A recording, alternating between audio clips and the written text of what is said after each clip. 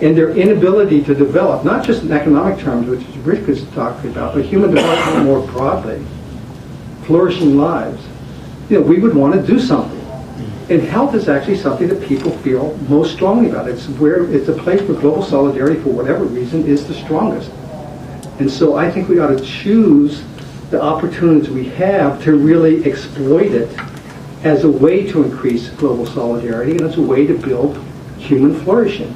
And so that means not restricting domestic financing or donor financing, or convincing donors to give on a long-term and adequate basis, to make the investment, get the World Bank to really work on this health system strengthening agenda that's so desperately needed, et cetera, et cetera. Nothing to add. Nothing to answer my question. Okay. That's okay. So maybe I'll go back to the floor. Sir. Yes. I'm Mark Harrison with the United Methodist Church office. My question is to the World Bank and IMF spokespersons. I have been coming to these type of discussions since the middle 80s. And one of the things that's always the same, the Rick Rowdens of the world present a thesis or a concern. The World Bank and IMF defend. When is the World Bank and IMF big enough to say, I got it wrong? When is the World Bank, IMF big enough to say, I'm sorry? You never hear that from these two institutions. We are, as people, as human beings, we're not perfect. God did not make perfect people, even though we like to think we are. God did not make perfect institutions. So why is it that you can never say, we got it wrong and I'm sorry? And don't equivocate with something else. Right here, next time. No, it's on. Well, no, he called here. Oh, sorry. Yeah. He's the chair. It's small enough I can talk without the mic. I'm Dick Seidman with the Africa Region Health side of the bank. And I think that the point is that nobody here would not want ultimately countries to rely on domestic resources.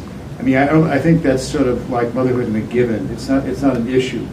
The question is the transition realism and how you actually have that happen, given the context of the world in which we live, and also given country differentiation. I mean, I haven't read your book, but there was a presentation at the bank a couple of days ago by Paul Collier dealing with industrialization, and he was saying, that the handle of least developed countries based on GNP really doesn't make any sense when you're dealing with the question of manufacturing capability. So it should be least developed manufacturing countries that are given special preferences.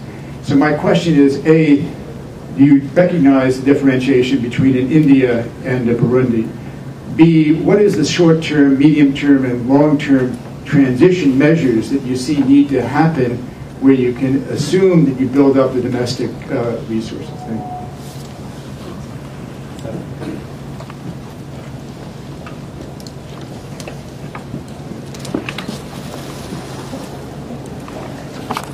Thank you.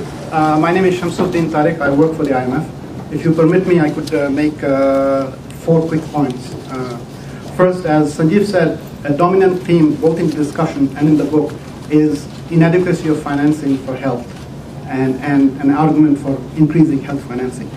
In the beginning of the book, you discuss a number of different models for health financing, and in the beginning of the chapter, and I quote, you quote a WHO report that came out 2008B is the citation, which says, and I read, in developing countries and wealthy industrial countries alike, there is little, if any, relationship between the amount the countries spend and health outcomes.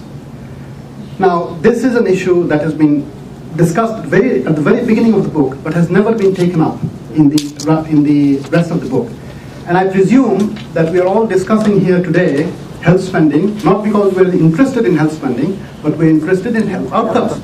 So if increased health spending does not bring me a better health outcome, then what is it for? And unfortunately, that is an issue that is not discussed at all in the book. And in this context, in the same chapter in page 42, you cite examples of many countries who spent much less than the average, and you cite examples of Sri Lanka, Malaysia, Botswana, and there are probably a few others, when you say that they spend much less than average, 2 to 3% of GDP, most have exceptional health performance and are on track to achieve the MDGs, the health-related MDGs by 2015. But then you go on to say, unfortunately, there is limited understanding of what these best practice countries do differently to be successful and what the other LICs can learn from them. I was a little disappointed that this issue was not taken up in the book because the objective is not increased health spending, the objective is better health outcomes.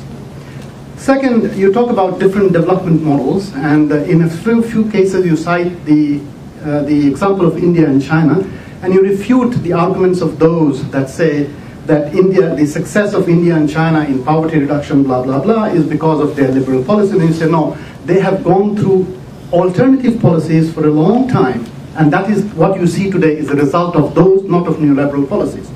In that context, you cite examples of health spending by these two countries. I forget which one is which. In one, it's 0.9% of GDP, 0.9% of GDP, and in other, it's 2.3% of GDP.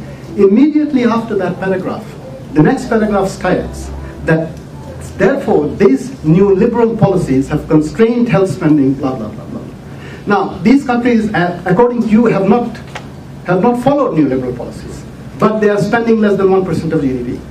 So is it the neoliberal policies or is it something else? Because the policies in the two sets of countries are different.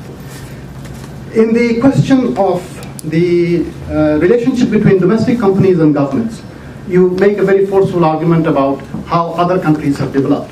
In that section of the book, and I forget the page number, it is on the left-hand side of the page, right at the top of the paragraph, at the top of the page.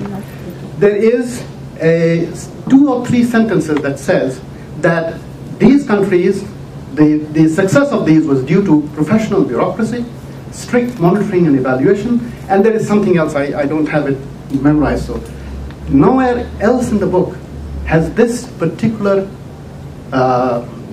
argument being taken forward. Mr. Gupta did mention the issue of efficiency, but I think because of restriction of time, he couldn't go into this.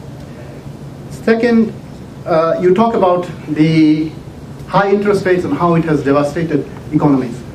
There are examples of many countries that have subsidized interest rate regimes for many sectors, including for industry, which has led to not industrial development, but a huge pileup of non-performing loans. And side by side, I come from Bangladesh, so as a proud Bangladeshi, I have to cite this example, right? I cite the example of the Grameen Bank, which gives loans to poor people, landless farmers, mostly women, at interest rates that rise to 24% per annum, and they have 99% repayment rates. Contrast this with, in the same country, a group of industrialists that have availed themselves of subsidized interest rate policies, have defaulted on their loans, and now have formed an association to fight their case and their rights of not to pay the defaulted loans. Third, it was the case of, there was a question of IMF structural adjustment policies and how that affected. There are countries in this world that have not been subjected to IMF structural adjustment policies, or that for a very long period of time they have not been under strict of IMF adjustment policies. You never answer the question as to why health spending has not increased in those countries. And Mr. Gupta, in his presentation, had cited other studies that say that in program countries, health spending has increased more than in non-program countries. But if you take countries in the world that have never been under the clutches of the IMF, why has health spending not increased there? And third, there was one factual correction. In response to Mr. Gupta's statement on IEO report, you were saying that the IEO report looks at the fiscal deficits from the 90s onwards, when deficits were already brought down low. I think that the report that he's referring to looks at programs from 1985 onwards. No, it's from 85 to 2000. The early 90s is when it began. Thank That's you. why we were so upset. Yeah, okay. Maybe I disagree. Yeah, no, there was a lot there. just first of all, to get back to your point, I actually disagree with Paul Collier on many things, so I'm not familiar what he said, but from what you say he was saying, it sounds like he was right on. I totally think it's an important thing to look at to differentiate where countries are in their economic development trajectories. There's an Indian economist, Deepak Nayyar, who talks, extensively about this, about how the transmission channels are different. The way